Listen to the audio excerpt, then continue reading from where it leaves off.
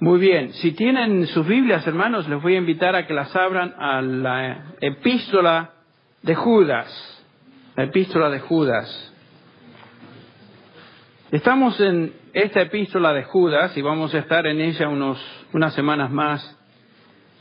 Pero nos encontramos en este precioso estudio.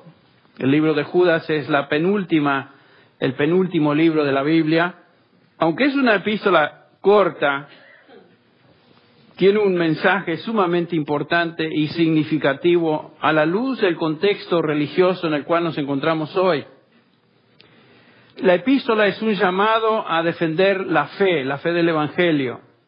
Nos dice, por ejemplo, Judas, y en este versículo 3 se encuentra el propósito de su epístola: amados, por el gran empeño que tenía en escribiros acerca de nuestra común salvación, he sentido la necesidad de escribiros, exhortándoos, y aquí está, a contender ardientemente por la fe que de una vez para siempre fue entregada a los santos. Judas está hablando de esa fe, de esa doctrina, ese cuerpo doctrinal que fue entregado a la iglesia una vez y para siempre. Judas se está enfocando singularmente en aquellos apóstatas, personas que asaltan la verdad dentro de la congregación, dentro de la iglesia. Estos aún, dijimos, son más peligrosos que aquellos que asaltan la verdad de Dios o el Evangelio desde afuera, porque se hacen pasar como cristianos, cuando en realidad no lo son. Pablo los describe en Hechos capítulo 20 como lobos rapaces, ¿se acuerdan? Que no perdonarán al rebaño. El propósito de estos insurgentes religiosos es justamente destruir el rebaño del Señor, destruir la iglesia, destruir su verdad. Y Judas se enfoca en estas personas. Como iglesia nos encontramos peleando en dos frentes. Estoy hablando como iglesia, no esta, sino como iglesia cristiana. Todo cristiano se encuentra en una batalla peleando dos frentes. Es como si estuviéramos defendiendo un fuerte contra enemigos externos que nos atacan, y al mismo tiempo estamos luchando contra personas que se encuentran dentro del fuerte y están tratando de destruirnos también. Y lo peligroso de ellos es que se parecen a nosotros. Por afuera no podemos notar la diferencia, se ven como nosotros. Y ahí está, aquí radica el peligro tremendo. Estos falsos creyentes que tratan de destruir la fe. La Biblia nos enseña que esta lucha siempre ha existido. En la historia de la redención que comienza allá en Génesis capítulo 3, desde el capítulo 3 de Génesis hasta que el Señor venga por segunda vez, los creyentes, el pueblo de Dios, siempre va a estar luchando entre esa tremenda batalla entre la verdad de Dios y la mentira de Satanás. Y eso no va a menguar, sino que al contrario, se va a incrementar en la medida que nos acercamos al día de Jesucristo, cuando Él venga por segunda vez. Nos encontramos en los últimos días. El Nuevo Testamento nos dice. Los últimos días es una frase técnica en el Nuevo Testamento que incorpora la primera venida del Señor Jesucristo y todo ese periodo hasta que Él venga por segunda vez. Nos encontramos en ese periodo, en los últimos días. Y por supuesto, en la medida que nos acercamos a ese día final, cuando Cristo regrese por los suyos, la apostasía va a crecer. Nos dice Pablo en 2 Tesalonicenses 2:3, nadie os engañe de ninguna manera, porque no vendrá, hablando del anticristo, aquel tenebroso personaje apocalíptico en la última época, porque no vendrá sin que antes venga la apostasía y se manifieste el hombre de pecado, el hijo de perdición. O sea que la apostasía va a crecer, va a aumentar. La característica particular de la apostasía, dijimos, es el abandono de la verdad de Dios que antes se profesaba, o con la cual el apóstata se identificaba. La apostasía es negar a Dios. Puede comenzar ahí. Negar a Dios, negar su existencia, negar su naturaleza. Si alguien se llama cristiano dice creer en Dios, pero niega al Dios de la Biblia, niega sus atributos, niega su diseño, niega sus propósitos, niega su naturaleza, esa persona es un apóstata, por más religioso y cristiano que se vea por afuera. La apostasía también se manifiesta por falsa doctrina en cuanto a la persona del Señor Jesucristo. Negar a Cristo de cualquier manera, redefinir su persona, naturaleza, su obra, etcétera, es convertirse en un apóstata. Hay personas que dicen que Cristo fue simplemente un ejemplo, un buen maestro, alguien a quien emular, etcétera, etcétera. Otros dicen que Jesucristo no fue el Hijo de Dios. Otros dicen que Jesucristo realmente fue un humano como el resto de nosotros, que murió y realmente ahí terminó su obra. Si alguien niega al Cristo de la Biblia, al Hijo de Dios, Dios hecho carne, esa persona es un anticristo. La apostasía también es negar el Evangelio en cualquier nivel. El Evangelio es cómo llegamos a la salvación. Se puede negar su contenido en cualquier forma, y si eso sucede, la persona que niega el Evangelio es un apóstata.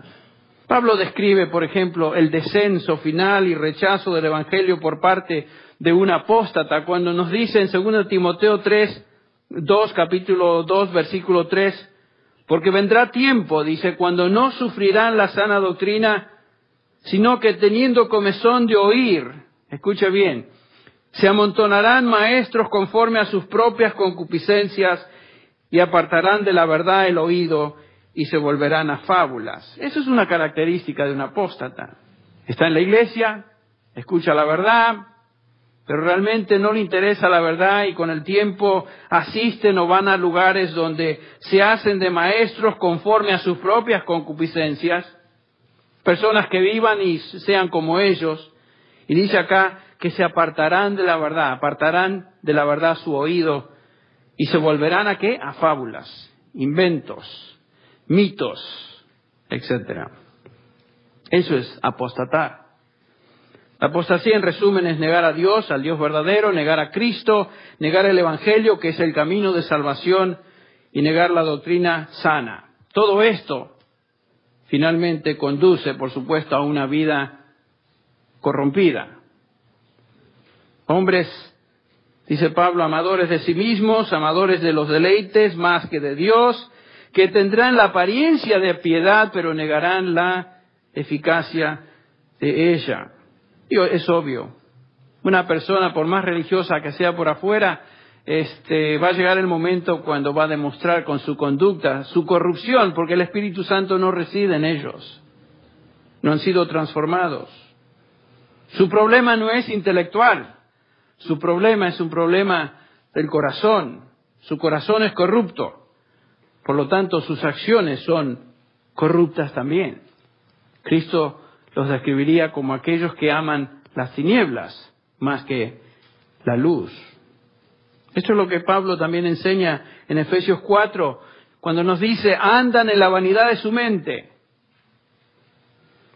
teniendo el entendimiento entenebrecido, ajenos a la vida de Dios por la ignorancia que en ellos hay, escuche bien, por la dureza de su corazón, los cuales después que perdieron toda sensibilidad, se entregaron a la lascivia para cometer con avidez toda clase de impureza. Noten, comienza con un entendimiento entenebrecido y un corazón duro. Ahí comienza el problema. Y después, por supuesto, se manifiesta entregándose a la lascivia, a cometer con avidez, dice Pablo, todo tipo de impureza. Su mente y corazón corrupto los lleva, por supuesto, a una conducta coherente con lo que son. Corruptos. A veces esa corrupción se manifiesta no necesariamente en una forma descarada, sino que se puede manifestar a través de una religiosidad, una espiritualidad superficial. Como dice Pablo, tiene la apariencia de piedad, que simplemente, por supuesto, obedece a mandamientos legalistas de hombres. Prohíben casarse, dice Pablo en 1 Timoteo 4, prohíben o enseñan a abstenerse de ciertos alimentos, cumplir con ritos, etcétera. Por ejemplo, allá en Colosenses capítulo 2, comenzando con el versículo 21, dice que estos falsos enseñan a someterse a ciertos preceptos, tales como no manejes, no gustes, ni aun toques, en conformidad, dice Pablo, a mandamientos y doctrinas de hombres, cosas que todas se destruyen con el uso. Tales cosas, dice el apóstol, tienen a la verdad cierta reputación de sabiduría en culto voluntario, en humildad y en el duro trato del cuerpo, pero no tienen valor alguno contra los apetitos de la carne.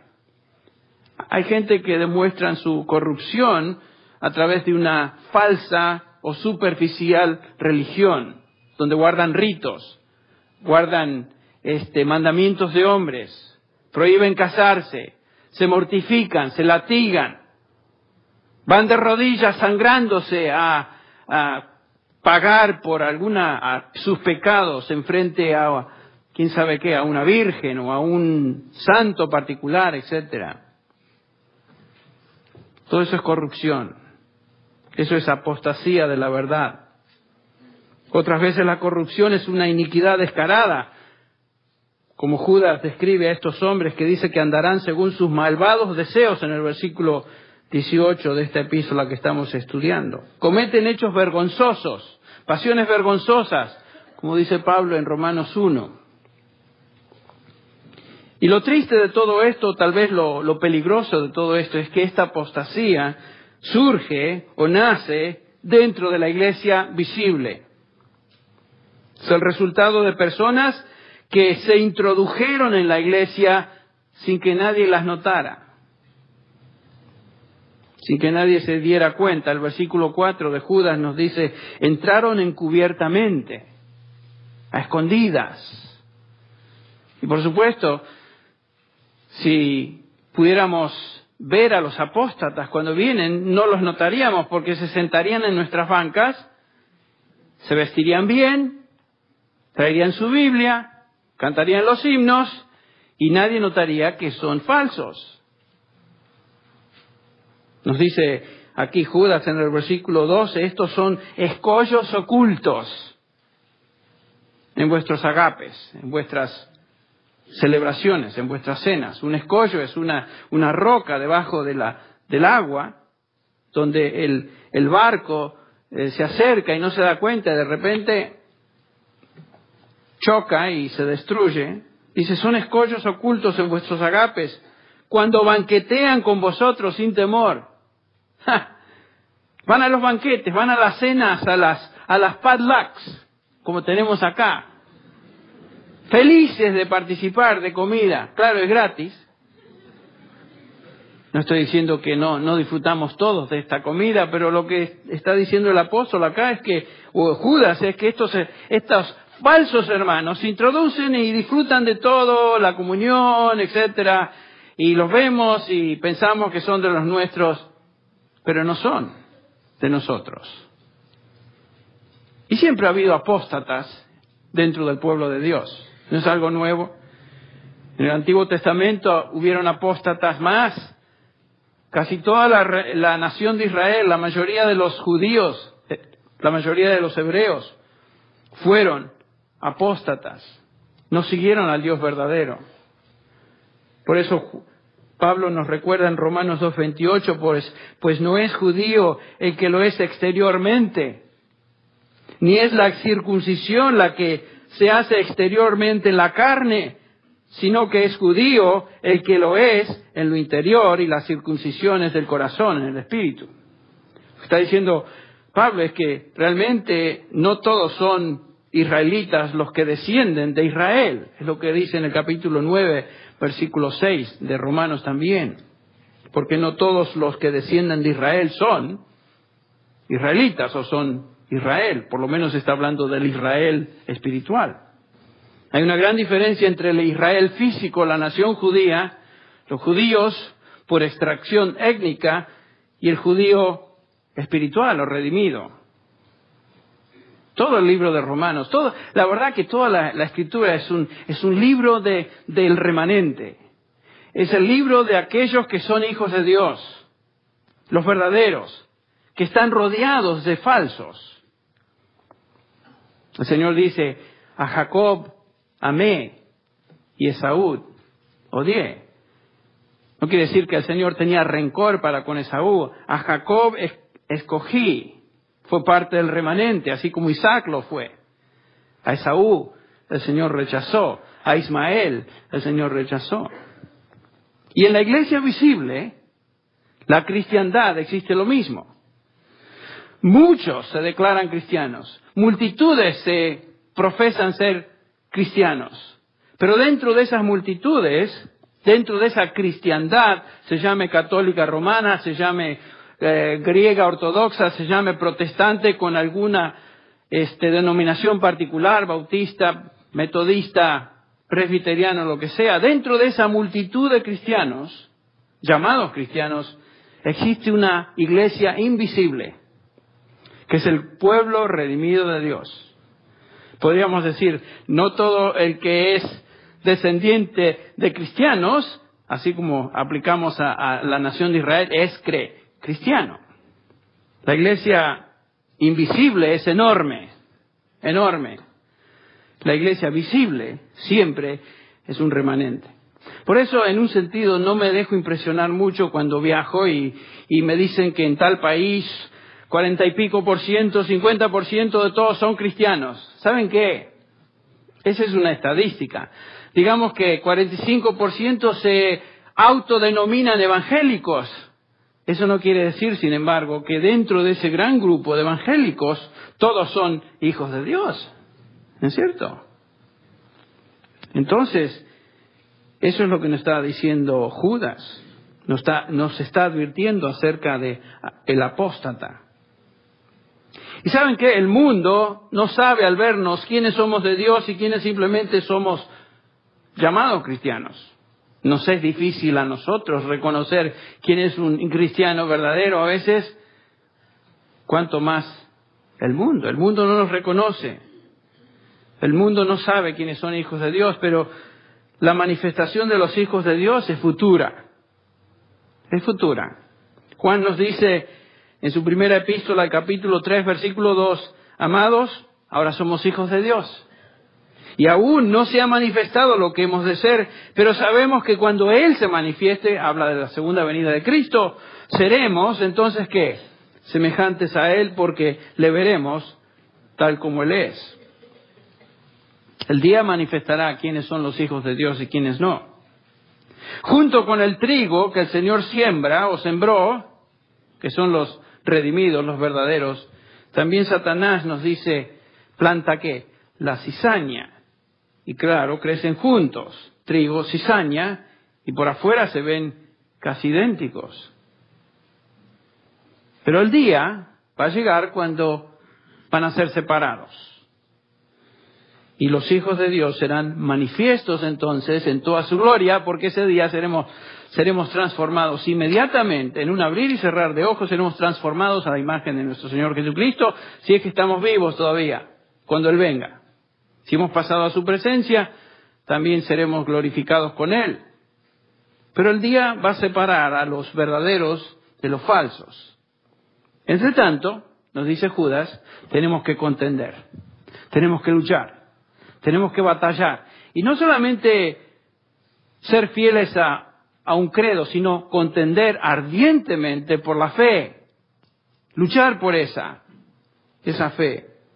Porque esa fe está rodeada de todo tipo de falsedad.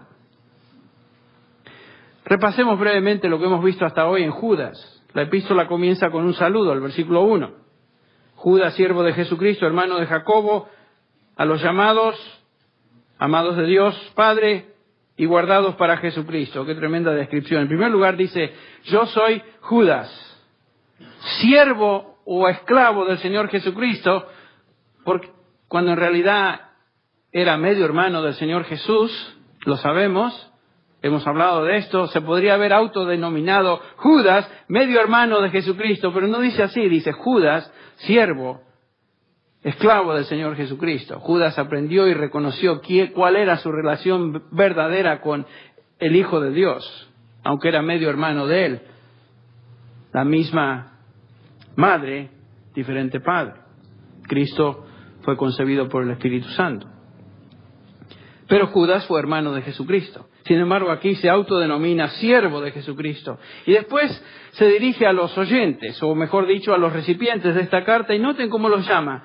Los identifica como primero los llamados de Dios. Los llamados de Dios.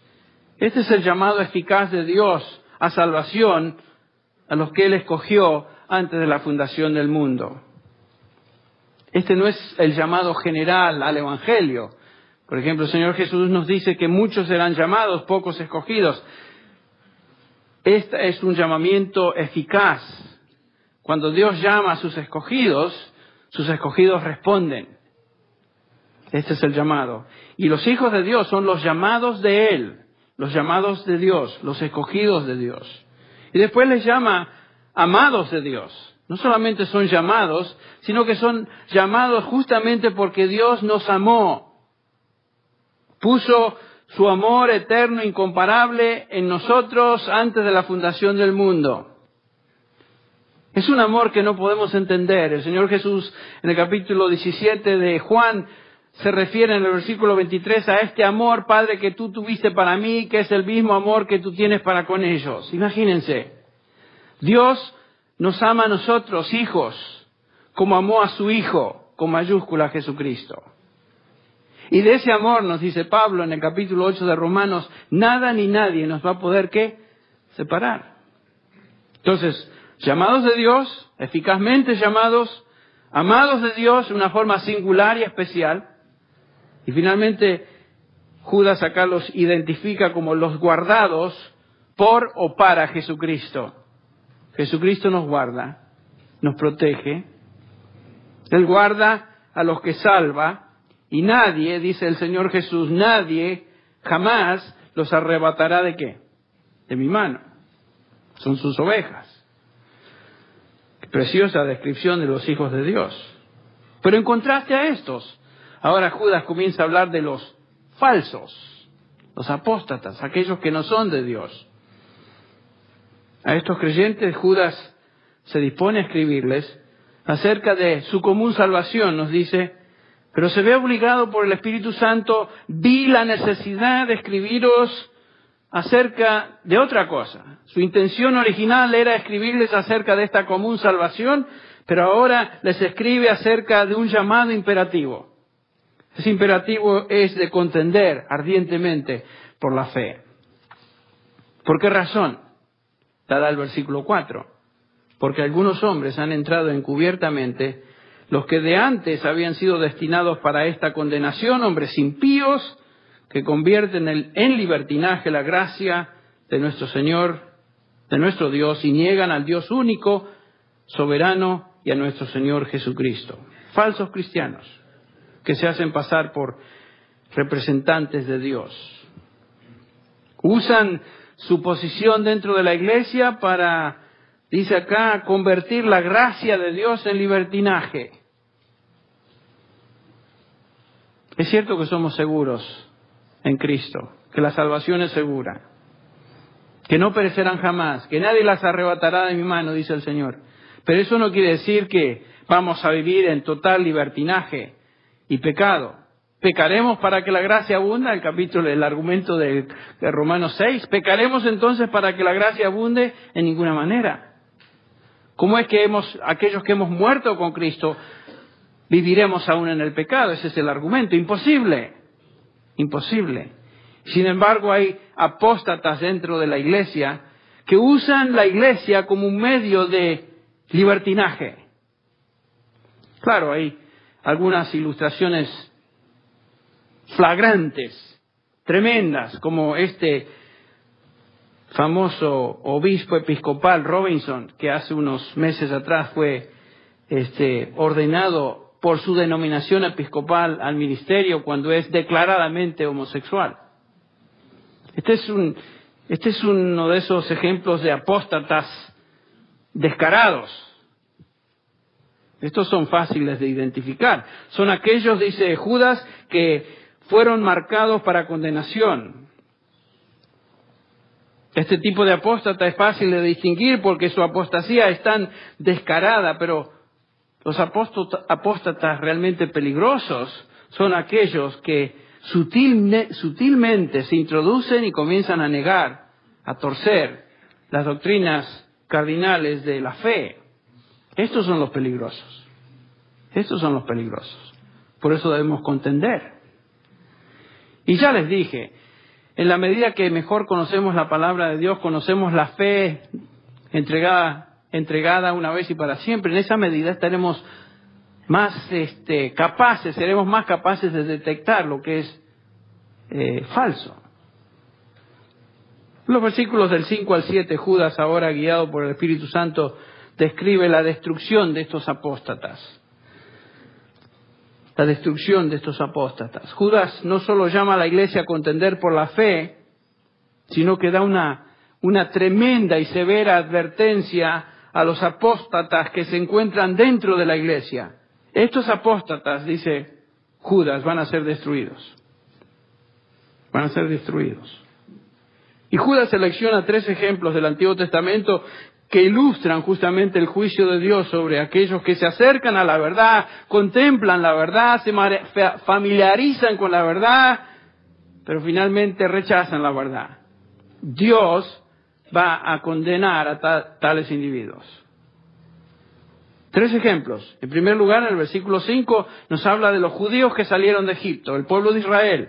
Mas quiero recordaros una vez más, aunque lo habéis sabido, que el Señor, habiendo salvado al pueblo, sacándolo de Egipto, después destruyó a los que no creyeron.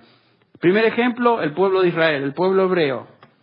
Segundo ejemplo, el versículo 6, los ángeles que abandonaron su posición gloriosa. Y a los ángeles dice que no guardaron su dignidad, sino que abandonaron su propia morada, los ha guardado bajo oscuridad, en prisiones eternas, para el juicio del gran día. Los gentiles de Sodoma y Gomorra, otra ilustración.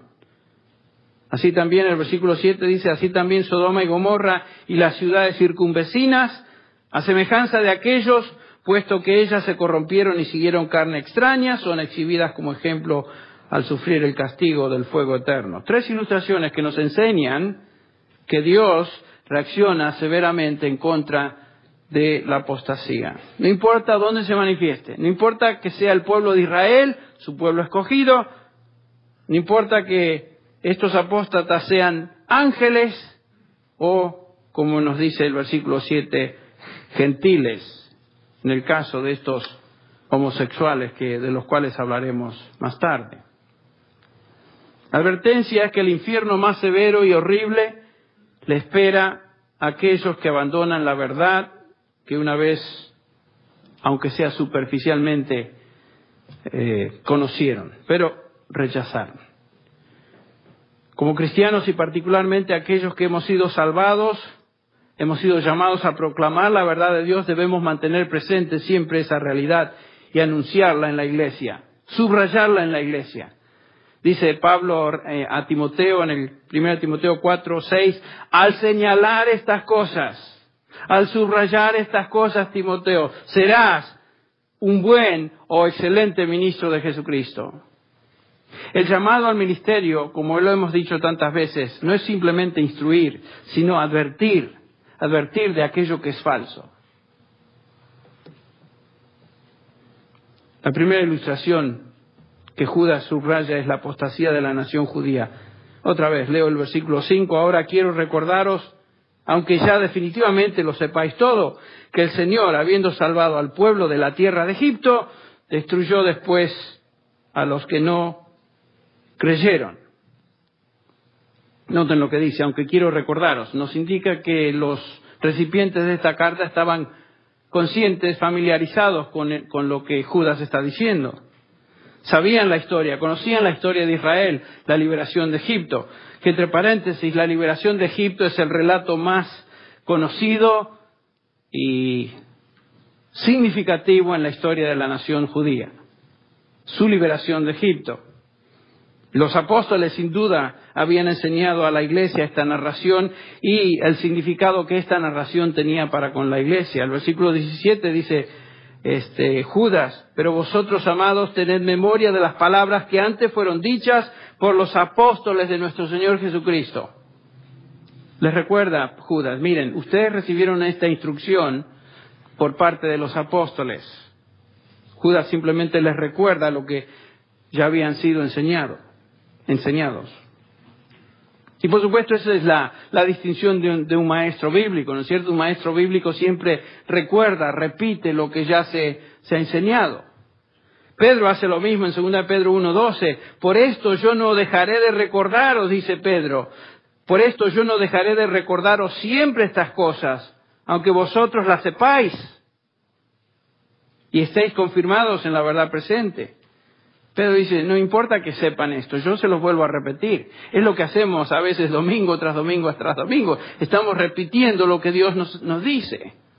Sabe Dios que somos muy dados a ¿qué? A olvidarnos, particularmente su verdad. Y luchamos contra Satanás, que es el padre de mentira, que trata de causar dudas y torcer la verdad de Dios. Luchamos con nuestra carne, en la cual vivimos, que Pablo le llama este cuerpo de muerte, del cual seremos liberados cuando el Señor nos redima en nuestro cuerpo, y también luchamos contra el mundo. No améis al mundo ni las cosas que están en el mundo. Todo lo que está en el mundo va a ser destruido. ¿Y qué es lo que está en el mundo? Los deseos de los ojos, los deseos de la carne y la vanagloria de la vida. Fíjense los enemigos que tenemos. Por eso nos olvidamos. Creemos que estamos fuertes, ¿no es cierto? Un día y leemos la palabra de Dios y nos gozamos y nos creemos que ya ese momento de gracia en el cual hemos disfrutado la presencia del Señor nos va a durar. Y dice el Señor Jesús, basta cada día que su afán. ¿Saben qué? La victoria de hoy no garantiza que mañana tendremos victoria. Mañana, a lo mejor hoy victoriosos, contentos, felices y mañana con la cara en el piso. Porque así somos. El que piensa estar firme, mire que no caiga. Entonces es sumamente apropiado que se nos recuerden estas verdades continuamente. Es lo que dice acá Judas y lo que dice Pedro también. Judas recuerda a estos creyentes dos hechos bíblicos: el hecho de la liberación y el hecho de la destrucción de Dios. Dice acá, después, el Señor, después de haber salvado al pueblo, liberado de la esclavitud de Egipto, sacándolo de Egipto, luego, dice, destruyó ¿a quiénes? A los incrédulos. A los incrédulos. Qué interesante que la gran mayoría de ellos fueron destruidos. Lo cual me dice a mí que la mayoría de la nación eran incrédulos. Otra vez, la historia de la redención es la historia del remanente, de los pocos, no la historia de las multitudes.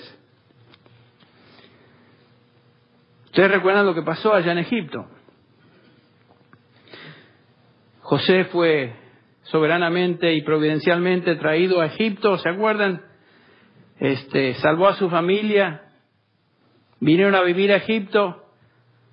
Con el tiempo vino otro faraón, José murió, ya no se acordaba quién eran estos hebreos. La historia nos dice, si leen el Antiguo Testamento, Génesis en particular, y Éxodo, que se multiplicaron tremendamente. Se multiplicaban como conejos los hebreos. ¿Y qué pasa? Eso causó cierta preocupación en Faraón.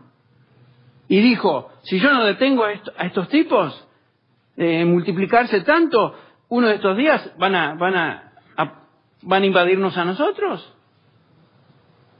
Entonces declara Faraón que iba a destruir a los varones nacidos de entre los judíos. Los israelitas vivían en una sección de Egipto llamada Goshen, en hebreo. Y entonces Faraón decide disminuir este crecimiento, matando a los niños varones de Israel. Moisés, uno de estos niños, fue rescatado de las aguas del Nilo. ¿Se acuerdan? Su mamá lo puso en esa canasta, en las aguas del Nilo. ¿Y qué pasa? La hija de Faraón estaba bañándose con sus doncellas y de repente viene la canastita. Sin duda escucharon unos lloros ahí de un bebito. ¡Ah! ¡Mira! Sacado de las aguas, Moisés. Ese es su nombre. Moisés fue criado, ¿dónde? En la corte de Faraón, en la corte del rey. Dios lo trajo a ese momento, lo exaltó a una posición de prominencia dentro de la nación judía y, por supuesto, lo preparó como erudito, como una persona educada, como líder. Pero ¿qué pasó? Sucede que Moisés ve que uno de los hebreos está siendo maltratado, entonces él trata de defenderlo, se ve que el egipcio trata de pelearlo, y ¿qué hace Faraón? ¿Qué hace Moisés? Lo liquida al egipcio. Lo ven, ¿y qué pasa? Tiene que huir Moisés de Egipto, y va a la tierra de Madián. ¿Se acuerdan? Y ahí el Señor continúa su preparación, es pastor de ovejas. Dios ahora lo llama a Moisés de esa humilde tarea a ser el libertador de su pueblo en Egipto. Él tenía la habilidad de poder hablar con Faraón y conocía el ambiente. Por supuesto sabemos que Faraón endurece su corazón, Dios endurece su corazón también, no quiere dejar que Israel se vaya. Finalmente manda el Señor varias plagas sobre Egipto, y la última de ellas es la muerte de los primogénitos de Egipto. El Señor los libera, 2 millones de ellos salen de Egipto y se van en camino a la tierra prometida. La tierra que fue prometida a Abraham fue reiterada a Isaac y Jacob. La última señal fue la muerte de todo primogénito sobre Egipto. Y por supuesto incluía a todo primogénito, inclusive los animales, si ustedes recuerdan. Los judíos fueron protegidos por medio de algo. Cuando la muerte viene, los judíos fueron protegidos untando con sangre de un cordero el dintel y los postes de las puertas de su casa y permaneciendo adentro de esas casas. Fueron protegidos. Esa noche nos dice Éxodo 12 que Jehová pasó hiriendo a todo primogénito de los egipcios, desde Faraón hasta el más humilde siervo de Egipto, pero preservando a los judíos. Finalmente Dios los rescató, los sacó de Egipto, los liberó. ¡Qué tremendo milagro, qué tremenda manifestación del poder de Dios en la vida de esa nación! Definitivamente era el pueblo escogido. Pero Judas nos dice acá que después de haber rescatado a su pueblo, destruyó a los incrédulos. ¿Qué sucedió? ¿Qué es lo que precipitó esta destrucción? ¿Qué quiere decir que no creyeron? El pueblo, ustedes recuerdan, llegó hasta al borde de la tierra prometida, enviaron a espías, Josué, Caleb y otros, y van a esa tierra de Canaán, la tierra prometida, y regresan con un reporte. Y el reporte era el siguiente: esa tierra está llena de gigantes. Claro, la nación de Israel, en lugar de decir, bueno, hemos visto los milagros del Señor, hemos visto cómo Él se manifiesta, no vamos a temer porque haya unos tipos de 7 metros para arriba, no importa, vamos a ir y vamos a conquistar esa tierra. No, el pueblo murmuró, se acobardó. Y dice Números 14:26, y habló el Señor a Moisés y a Aarón diciendo: ¿hasta cuándo tendré que sobrellevar a esta congregación malvada que murmuran contra mí? He oído las quejas de los hijos de Israel que murmuran contra mí. Diles, vivo yo, declara Jehová, que tal habéis hablado a mis oídos, así haré con vosotros. En este desierto caerán vuestros cadáveres. Todos vuestros enumerados, de todos los contados de 20 años para arriba, que han murmurado contra mí. De cierto que vosotros no entraréis en la tierra en la cual juré estableceros, excepto Caleb, hijo de Jefone, y Josué, hijo de Nun. Cada uno de estos murmuradores, quejosos, incrédulos, pereció en el desierto.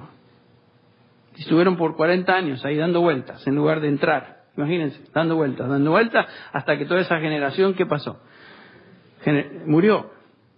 Yo el Señor he hablado, dice el versículo 35, ciertamente esto haré, toda esta perversa congregación que se han juntado contra mí en este desierto serán destruidos y aquí morirán. Todos murieron, esa generación. Ninguno vio la tierra prometida, solamente sus hijos pasaron a ella. ¿Cuál es el punto de todo esto? ¿Cuál es el punto de esta ilustración? Es que Dios reacciona en contra de los incrédulos, en contra de la apostasía. Esta es una ilustración del hecho de que el pueblo que tuvo la oportunidad espiritual fueron llamados a creer la verdad de Dios, no lo hicieron y por lo tanto fueron destruidos. Nosotros pensamos que la incredulidad es... ¿Saben qué? Es terrible no creer. Es terrible dudar a Dios. Nosotros pensamos en los pecados grandes. Adulterio, fornicación, borrachera. Y por supuesto, todo eso son frutos de la carne. Pero la incredulidad es lo que causó que estos no entraran a la tierra. Y lo mismo sucederá a todos aquellos que tienen el privilegio y la oportunidad de conocer la verdad de Dios, pero la rechazan. Lo mismo va a suceder.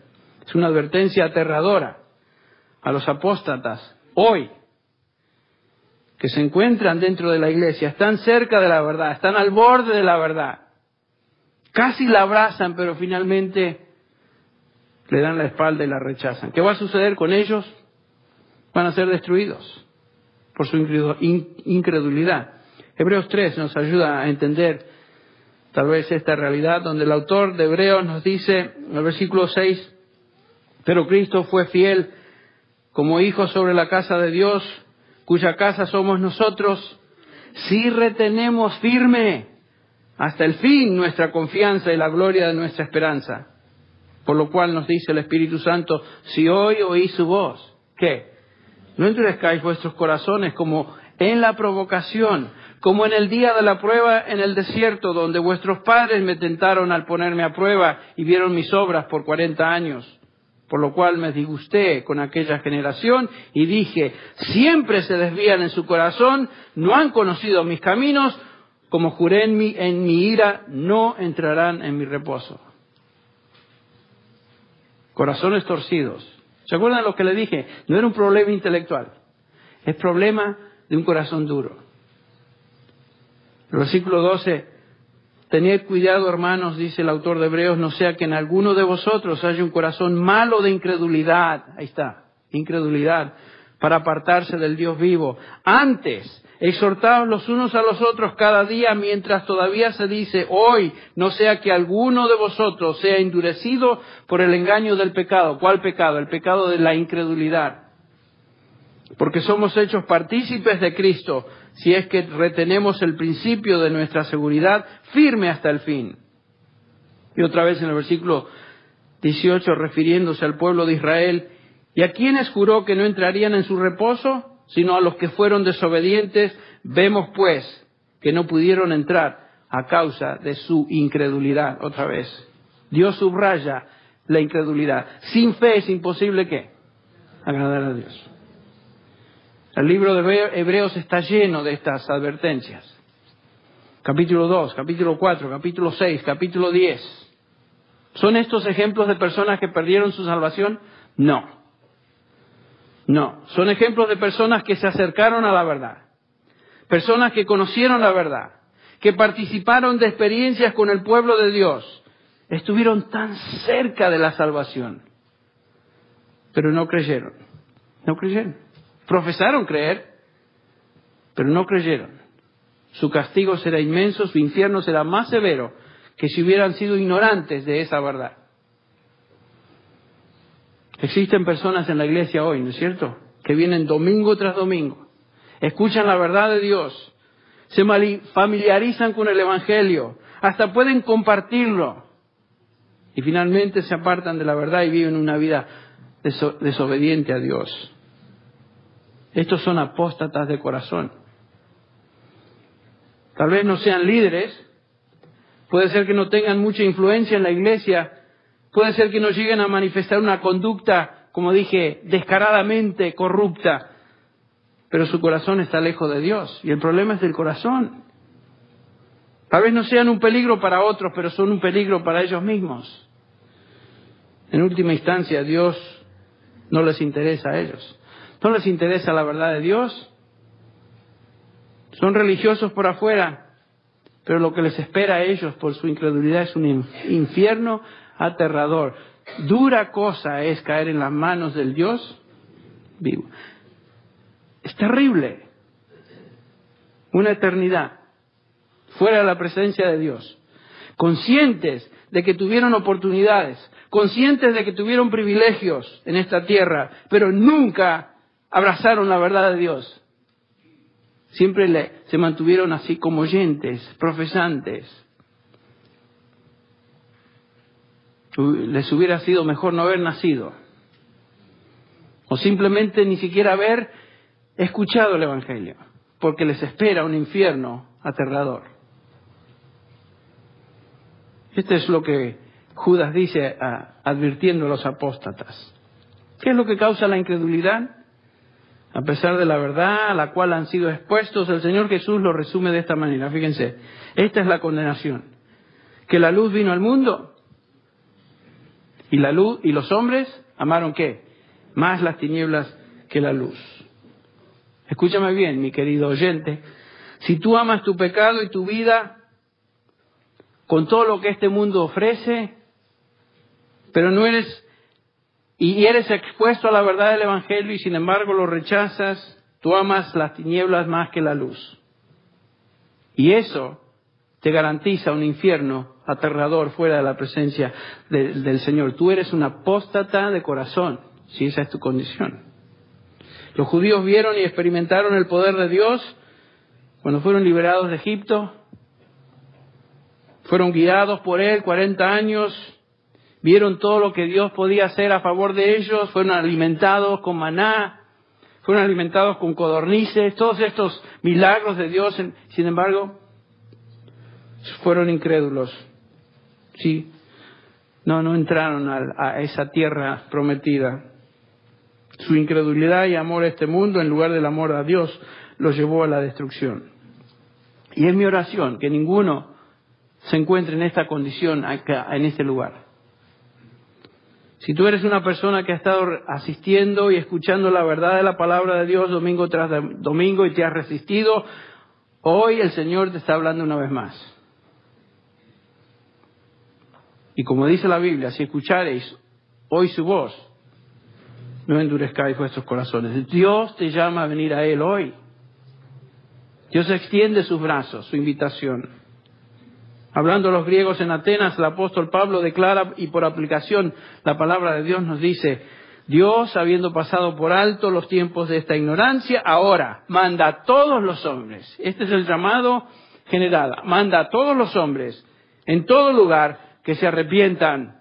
Que se arrepientan. No seas duro de corazón, no seas apóstata de corazón.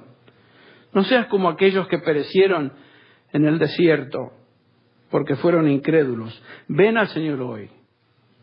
Confiesa tu pecado, arrepiéntete y ruega al Señor que Él te salve. Haz como hizo el publicano en Lucas 18.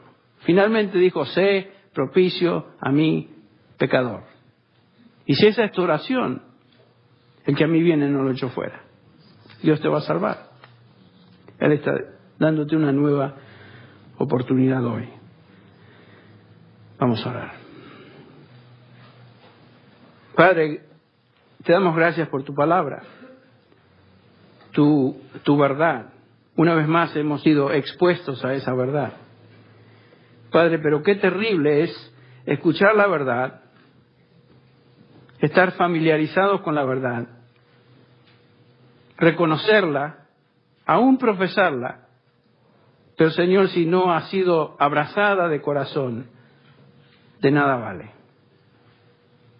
Señor, te pido que hoy hables a cada persona en este lugar, a creyentes, Señor, hijos tuyos que todavía tal vez han estado fríos en su relación, que han sido negligentes de su tiempo devocional, su tiempo de oración, su tiempo contigo. Señor, habla a estos creyentes, habla a estos hijos tuyos, háblanos a cada uno de nosotros, Perdónanos, Señor, por nuestra flaqueza, nuestra negligencia, nuestro pecado, nuestras dudas. Perdónanos, Señor.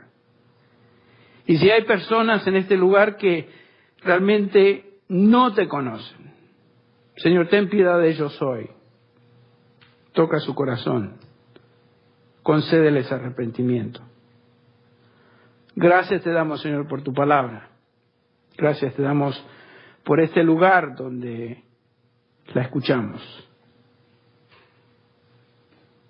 Háblanos hoy, oh Señor.